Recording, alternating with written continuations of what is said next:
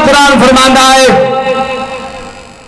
بندہ کیوں تباہ ہوندا ہے کیویں برباد ہوندا ہے دین تو دوری دا خاص کی سبب ہوندا ہے بندے نو کیڑی چیز ہے جڑی موت نو بھلا دیندی ہے اللہ کا قرآن صاف لفظاں دے اندر حقیقت بیان کردا ہے الہاکم التکاثر حتی زرتم المقابر جڑا بندہ نماز چھڑدا ہے دین بھولدا ہے بے حیائی تے لگا ہوندا ہے وہ صاف لفظ نے چٹے قرآن دے اللہ فرماندا ہے دونوں غافل رکھا ہے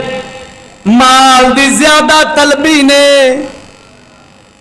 تا اس واسطے مال دے بارے بارے عجیب لفظ پہ بولنا مال دی زیادہ ہرس انسان نو ہمیشہ بے دین بنا دیئے جہاں بندہ مال دی ہرس نہیں رکھدا مجبوری دے طور تے استعمال کردا ہے تے مجبوری تک محدود رکھدا ہے وہ بندہ غافل ہوندا جنوں اے ہرس لگ جاوے میں کوٹھی بناواں گا این کراں گا گڈی لواں گا فلاں کراں گا ایسے کنجری تباہ ہوندے نے ایسے کنجری بے دین ہو جاندے نے ایسے بندے بے حیا بن جاندے نے جڑے دنیا دی لذت دے اندر کھو جاندے نے تا اللہ فرماندا ہے الہاکم التکاثر حتی زرتم المقابر دونوں غافل کمال دی زیادہ طلبی نے یہاں تک تسا قبراں دا منہ ویکھ لیا ہے قبراں دا منہ ویکھ لیا ہاں جی ہمیشہ قبراں دے منہ تک جلدی نالو بندے جاندے ہیں جڑے مال دی زیادہ طلبی دے اندر لگے رہندے ہیں زیادہ ہو جاوے چوکھا ہو جاوے زیادہ ہو جاوے چوکھا ہو جاوے کلا سوف تعلمون ہاں ہاں جلد جان جاؤ گے ثم کلا سوف تعلمون پھر ہاں جلدی جان جاؤ گے کی مطلب چھتی دے جب قبر دے اندر جاؤ گے منکر تے نکیر نو ویکھو گے سب کچھ ہی جان جاؤ گے سب کچھ ہی جان جاؤ اس لئے پتہ لگے گا کہ دین دیاں گلاں کنیاں قیمتی ہوندیاں نے کنیاں انسان واسطے اعلیٰ ہوندیاں نے ہاں جی تو پھر جدو انسان قبر دے اندر چلا جاندہ ہے اس وقت انسان ہوتے ایسے فرشتے عذاب والے مسلط ہوندے نے جڑا نافرمان بندہ ہوئے جڑے کنا تو ڈوڑے بھی ہوندے نے اکھا تو اننے بھی ہوندے نے نہ سنن تے نہ ویکھن تاکہ ترسی نہ ماری جاندے نے کٹی جاندے نے کٹی جاندے نے کٹی جاندے نے ہاں جی ماری جاندے نے نہ انہاں ویکھنا تے نہ سننا نہ انہاں نو ترسانا تا سلف صالحین فرما دے نے فرمایا قیمتی جڑا زندگی دے ساہ ہوندے نے نا ہمیشہ وہی شمار ہوندے نے جڑے آخرت دی یاد وچ گزر جاون ہن ملک الموت کہندا فرشتہ اللہ نے اس ملک الموت کو کہندی شکل عطا فرمائی ہے اگلی گل بھی بڑی قابل غور ہے حضرت عبداللہ بن مسعود رضی اللہ تعالیٰ عنہ اس روایت راوی نے میرا آقا نامدار مدینے دے تاجدار صلی اللہ تعالیٰ علیہ وسلم نے فرمایا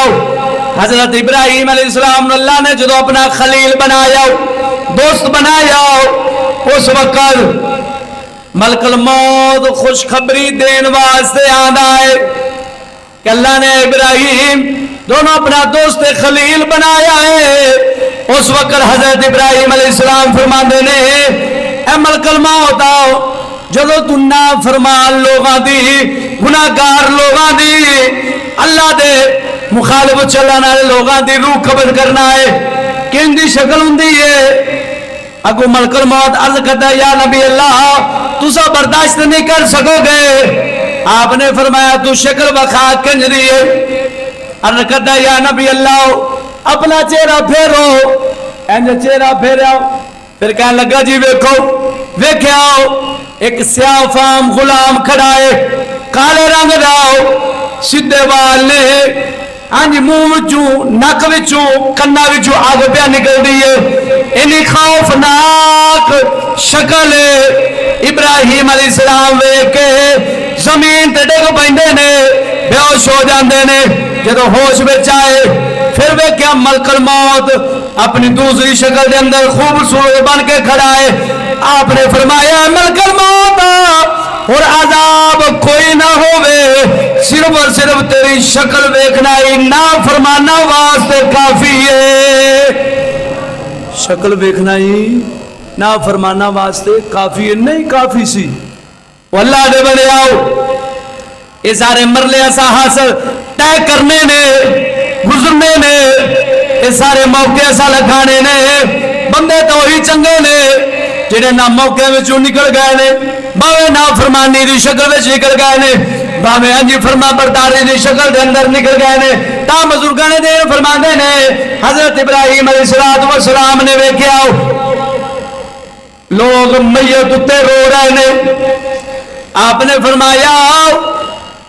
اگر تانوں سمجھ آ جاوے ان اتے نہ رو اپنے آپ اتے رو پوچھا یا حضرت کیوں آپ نے فرمایا نے 3 منزلہ طے کر لیا نے ایک تا ملک الموت نو انہیں ویکھ لیا ہے دوسرے نمبر دے موت دا سیکا بھی چکھ لیا ہے تیسرے نمبر دے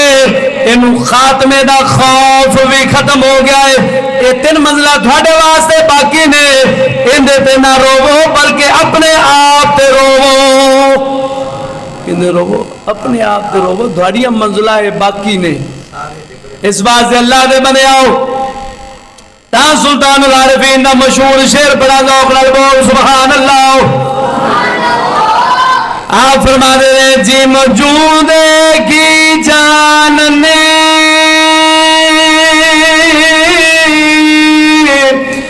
ایسا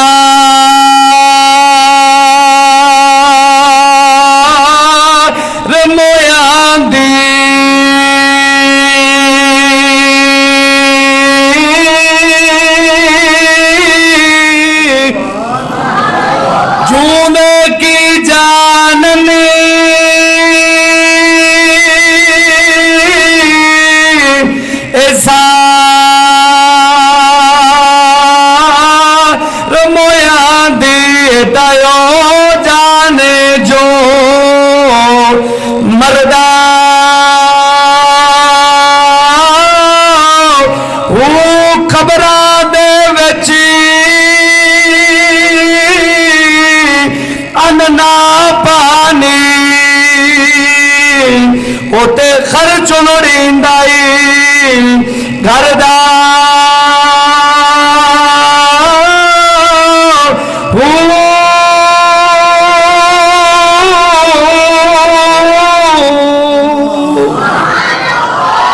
کاش کوئی بندہ زندہ ہو جاوے سانو حقیقت دس دے وے اگلے کی حالات نے کی بیتی ہے تاکہ سانو علم الیقین ہومن دے نال حق الیقین ہو جاوے ہاں جی ساڑا یقین دے اندر دل بدل جاوے ایسا شک دے اندر نہ پئیے رہیے ایسی میری آج دی تقریر موت اور اس میں